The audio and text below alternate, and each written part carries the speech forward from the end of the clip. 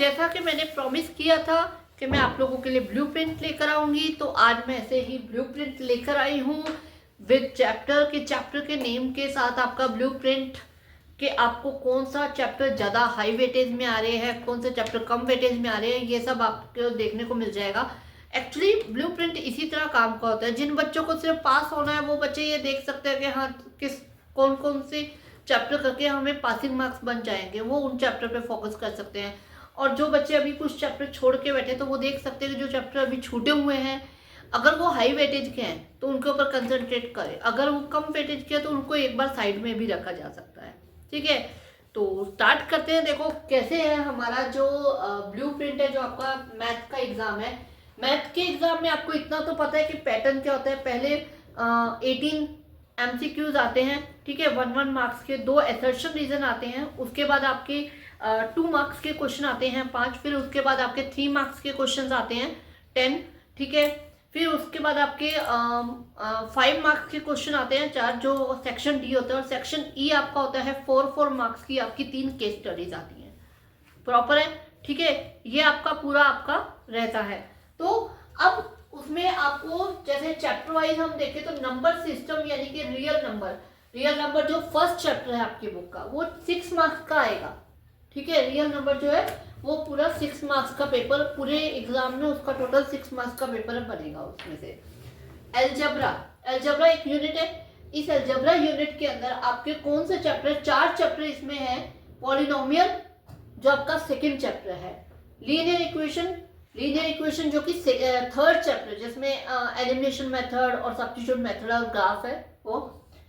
Quadratic equation 4th chapter and arithmetic progression AP series यानी कि 5th chapter. ये 4 chapter को मिला के आपका एल्जेब्रा यूनिट बनता है और ये आएगा आपका 20 मार्क्स का, ठीक है। 20 मार्क्स का ये पूरा पेपर आएगा। 20 मार्क्स का पेपर कंप्लीट इन 4 में से आएगा। ये पूरा कैलकुलेटिव पार्ट है, ठीक है। एल्जेब्रा पूरा कैलकुलेटिव पार्ट होता है। तो इसको अगर जिन बच्चों को ज्योमेट्री टफ लगती है वो अगर ये वाला पार्ट कर लेते हैं, आपको दिख रहा है काफी हाई वेटेज का पार्ट बन गया है, अगर इसको आप कर लेते हो तो डेफिनेटली आप मतलब एटलीस्ट जो पास होना चाहते हैं वो पास हो जाएंगे और इसमें अच्छी गेनिंग हो सकती है।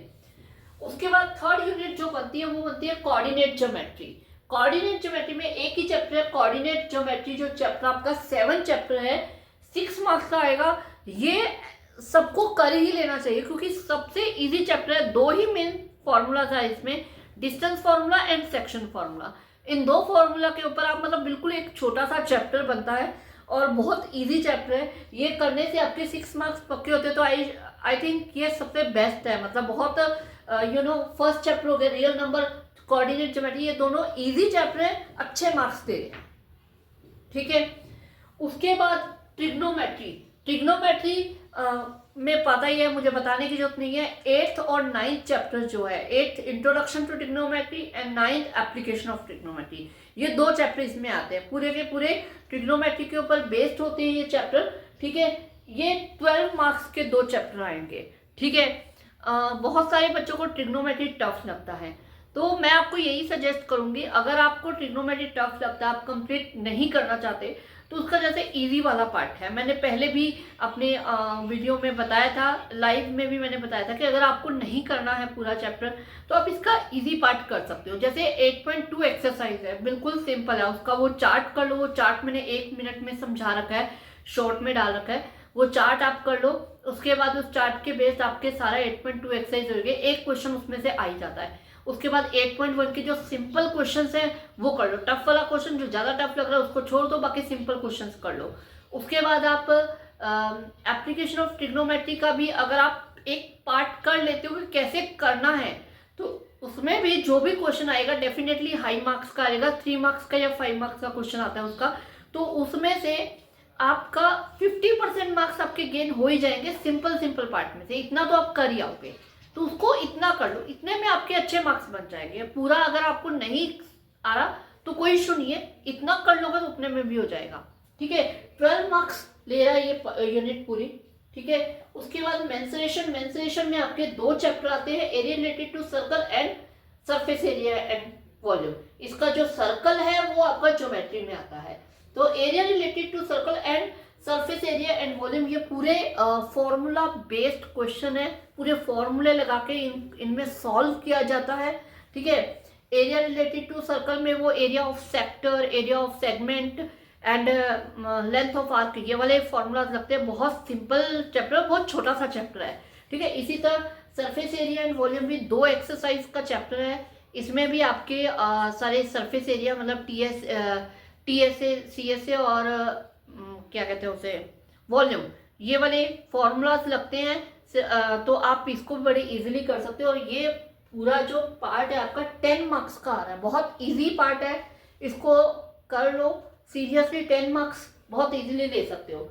उसके बाद ये 11 मार्क्स का देखो, स्टैटिस्टिक एंड प्रोबेबिलिटी। सीरियसली बोलने की जरूरत नहीं है, बच्चे जब स्कूल में कराया जाता है तभी आप लोग को समझ में आ जाता है ही नहीं कुछ। स्टैटिस्टिक में मीन मीडियन मोड है, प्रोबेबिलिटी वैसे ही 1 घंटे का चैप्टर है। 1 घंटा लगा दो, आपको डेफिनेटली 100% इसमें से शायद 4 मार्क्स का पेपर बनता है प्रोबेबिलिटी में, वो पक्के हैं।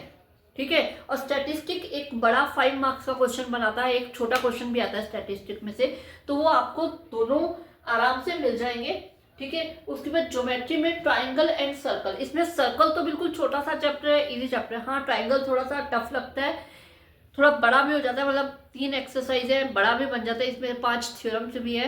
तो मेरी क्या सजेशन रहती है, अगर आपको टफ लगता है, नहीं इतना अच्छे से करना चाहते, इतना टाइम नहीं लगाना चाहते या नहीं है, तो क्या करो, इसकी जैसे बीपीटी थ्योरम है, कन्वर्स ऑफ बीपीटी है, उसके बेस्ड कुछ क्वेश्चंस होते हैं, सिंपल से डायग्राम दिया होता है, वैल्यूज दी होती है, करना, वो एक आधा क्वेश्चन आ जाता है, वो कर लो, थ्योरम कर लो, ये दोनों।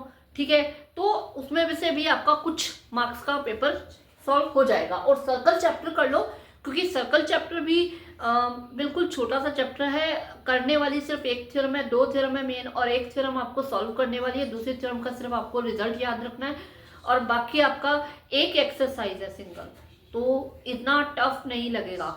तो वो भी अगर आप कर लेते हो तो आप देख रहे हो, ये सिर्फ 2 चैप्टर मिला के 15 मार्क्स दे रहे हैं आपको।